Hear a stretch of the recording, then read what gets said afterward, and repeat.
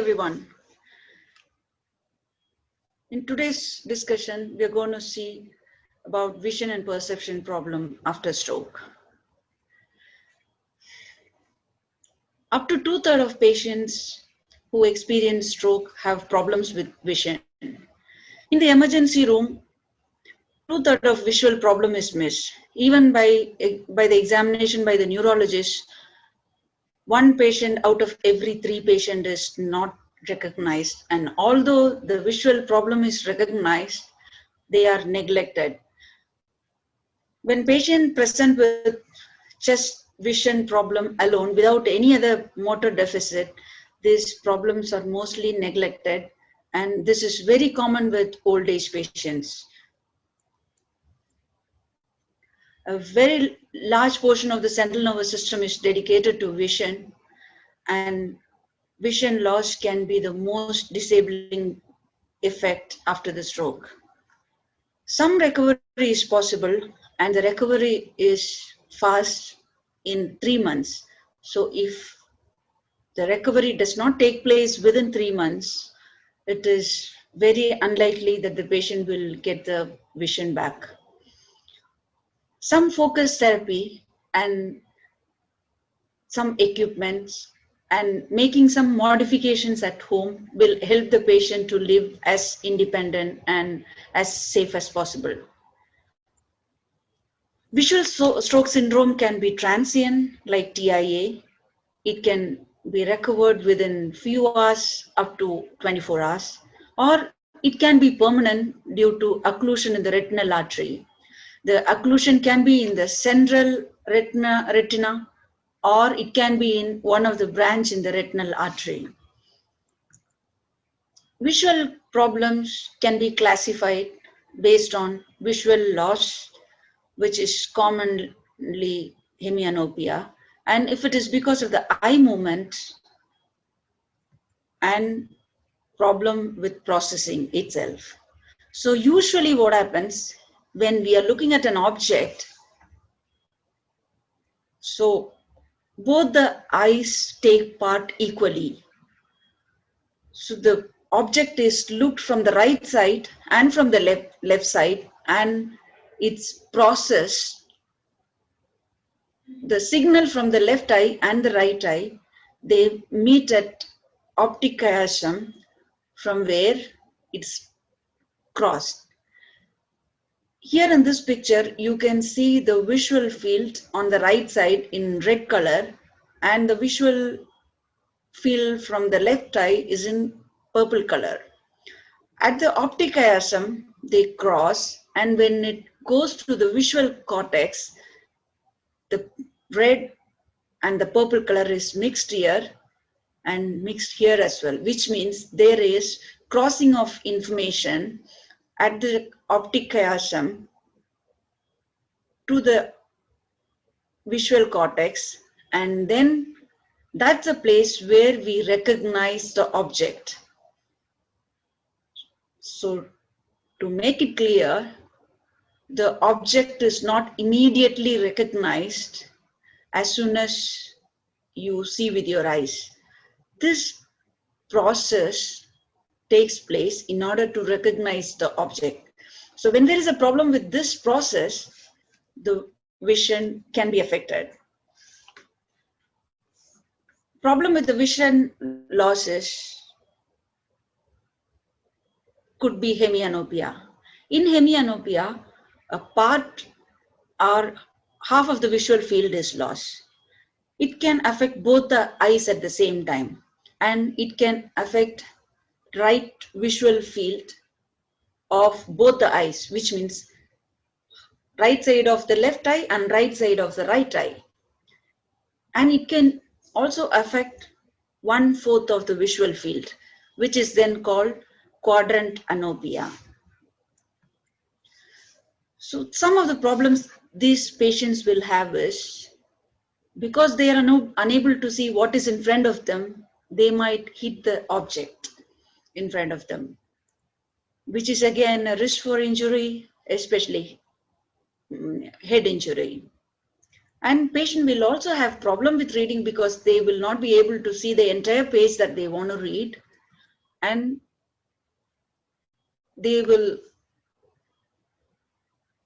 leave the food half eaten because and the other half is not seen.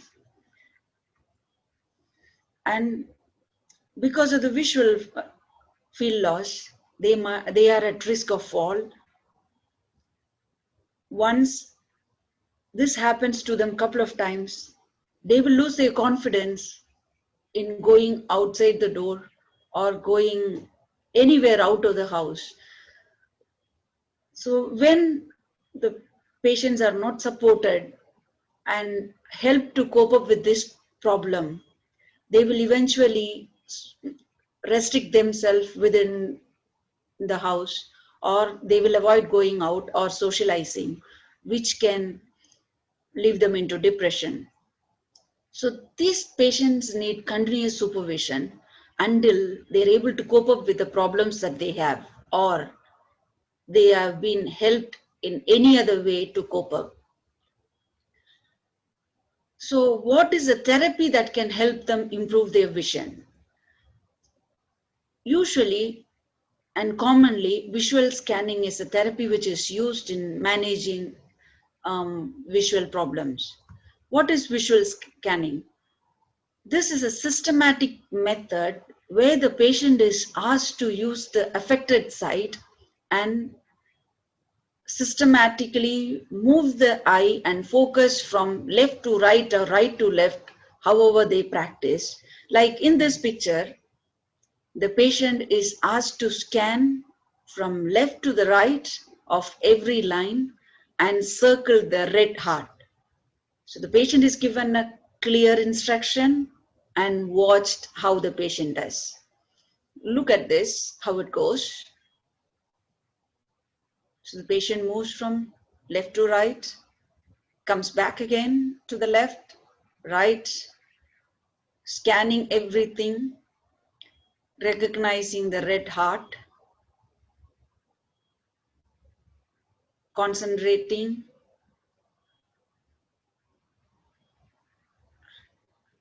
Then the patient is expected to do this. When the patient failed to do this simple task, the patient is again given a chance. Patient is instructed again and helped to. So this is a simple task, and as they get improved with a simple task, they can be given a more complicated or complex pictures or therapy. This is how visual scanning helps. So people who have problems with reading, typoscope is used. Typoscope is a reading shield which is made of a black color material. It has got a rectangle space in it where the patient is able to see only 2 or 3 lines at a time. This avoids extra lighting from the large surface, which means the bigger paper, and helps the patient to focus within the frame. Once the patient finish reading that 3 line, then the patient slowly move it. Or if they are unable to move it by themselves, then the therapist help the patient to move it slowly. When patient is reading a page which has got more paragraph and they are finding it difficult to stop where they are supposed to, then a bright color line is kept so that the patient knows where to stop and where to go back again to the left side. The same thing, when a patient is reading a book, they can have a tape or velcro attached to the edge of the page so that they know that they have reached to the edge and they have to go back to the left. Depends on the problem where the patient is unable to manage, this method should be chosen. Diplopia is a common problem with eye movement. So diplopia is different and blurred vision is different. In diplopia, patients see a single object as moving double object, and in blurred vision, patient can see only one object, but it's not clear to the normal view. diplopia can affect one eye or it can affect two eyes at a time. So even while I was preparing this presentation, looking at this hand which shows diplopia, I was feeling dizzy. So you can imagine patients continuously having to look around and having trouble in seeing a single object, and everything that they look around seems double. It's really going to disturb them. It can affect their balance, it can affect their movement, and and they will not be able to read, especially small letters. So what is done when these patients are given eye patch and they have to basically to restrict one eye, they use one eye at a time, which is going to reduce the uh, diplopia effect, and one eye is going to focus on what they're going to see. Visual midline shift is one of the major problem which is affected by the processing. So when we look at something, we look at the midline. That's why we focus straight. In these patients, the midline is shifted either to the front or to the back or to the sides. So patients with anterior visual midline shift will feel that the object is tilted towards the front. So in order to compensate, their body will also tilt towards the front. The same way, in posterior visual midline, the midline is shifted to the back. So the patient will again compensate it by bending backward. The same thing with the left and the right visual midline shift. So the practical problems that the patient might face is, if they are walking near the building, they will think that the building wall is tilted to a side. So patient will also be walking towards the left, which can hurt their side that they are leaning to.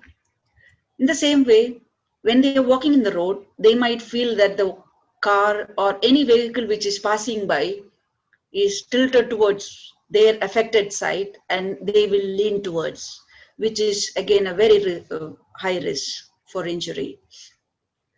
So it's managed with a prism. It's attached to the glass. This will move the midline towards the center, and the patients are asked to use it in front of the therapist, so the therapist can help them, teach them how to manage with this, and train them how to do their daily activities and other tasks using this prism. And it's reported that most of the patients who use prism, they were able to cope well with their daily activities. So moving on to the perception problem after a stroke. In simple, perception is some information you get and how you understand it. So the information you may get from any one of the five senses, like by looking at something, from hearing something, by touching something, or tasting, or by smelling something. So these are the five senses from where we pick up the information, but it matters how you perceive it or understand it.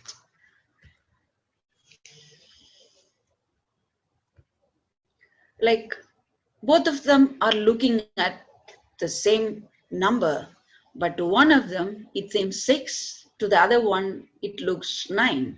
Both of them are correct. So looking at something and how you understand it is what is called perception. And two people will be looking at the same glass. One might say it's a half empty glass, or the other might say it's half full glass. So the information what is given to them is same, but they perceive it differently. So one of the common problem with perception is agnosia. Agnosia is inability to recognize object. I have already said that we get the information from one of the five senses. So when there is problem with recognizing through the one of the five senses, then that's called agnosia. So one of the type is by most of the object or obvious things, when we touch we can understand, without opening the eyes we can understand what it is. So this person thinks by touching the orange she perceives it as an apple. So this is called tactile, because it's by touch you're unable to get the correct information. So in auditory agnosia, the person hears something but misperceive it to be something else. Like the person hears the doorbell and thinks that this is a telephone call. And visual agnosia is you look at something but think it's something almost like the same. Like looking at a grape, this person thinks that it's a berry, although they both belongs to the fruit family. They don't get the right information. So the problem with this is, like if somebody is giving you a coffee, if you're far away, you're able to judge that standing this far, I will not be able to reach out to this person and get a coffee. So you calculate the space between the object and yourself. So you move forward in order to get the coffee, you move forward and then you receive it. But people who are having problem with visuospatial, they will not be able to judge the gap between the object and themselves. So what happens is they will have problems in getting into the escalator, and even people who are normal and people who are new to the escalator, they will have problem, and these people will have problems in getting into the escalator or getting down through it. And already the space between the visual and the recognition is lost. So when you give them something like this, which is difficult, so having milk in a white cup is going to make it difficult for them. And other example is having a staircase with the same color, they will not be able to identify the edge. So getting through the staircase is dangerous for them. So how do we manage them? So those tasks which is dangerous needs assistance or supervision, or they have to avoid or use an alternate ways. So a simple thing is giving milk in the contrast color cup, which will make them understand little more easily. And having a staircase with a contrast color edge to it will make it more safe for the patient. Inattention, it's otherwise called as neglect, which means they neglect half of it, which is not done as, basically it's done as part of their deficit. Like you can see this person, he has neglected the half face, which means the left side of the face, which is his affected face. A circle is made and the person is asked to write numbers using the whole circle, but this person has neglected the right side of the circle. Same thing, half of this plate is neglected and the food is unnoticed or not eaten. So how do you manage these patients? Like while patient is eating, one need to be beside the patient and keep telling that, see, the midline is where the fork is placed and you haven't eaten the full food. The half of the food is left on the plate. Look to the other side and eats. So you keep telling them that and directing them to the affected side. And the patient needs to be placed straight so that, and every time you need to tell the patient to look straight, so that they do not neglect the other side or the affected side. So this person is provided with food. So you need to tell her that this is a plate and there's an apple next to it and there's a red line. So your food is going to be in the plate and apple which is kept next to it, and there is a red line, which means you have to look up to the red line. Another problem with the perception is dyspraxia. Dyspraxia, the person does not have any motor deficit or weakness or incoordination, but they are unable to perform or process or plan what they want to do it. Like oral dyspraxia, it has something to do with the mouth, anything what is related to the mouth. Like the person can do any task by themselves, like licking or showing the tongue out or eating. But when asked to do, like for example, she's eating ice cream. So she might by herself lick the ice cream, but when you ask her to lick the ice cream, she will not understand or she will not be able to follow what you're saying. This is called oral dyspraxia. Verbal dyspraxia is the person the person knows what she wants, but the person will not be able to tell you correctly. For example, this person this person knows that wants a apple, but instead of saying apple, this person says banana, or this person doesn't say anything.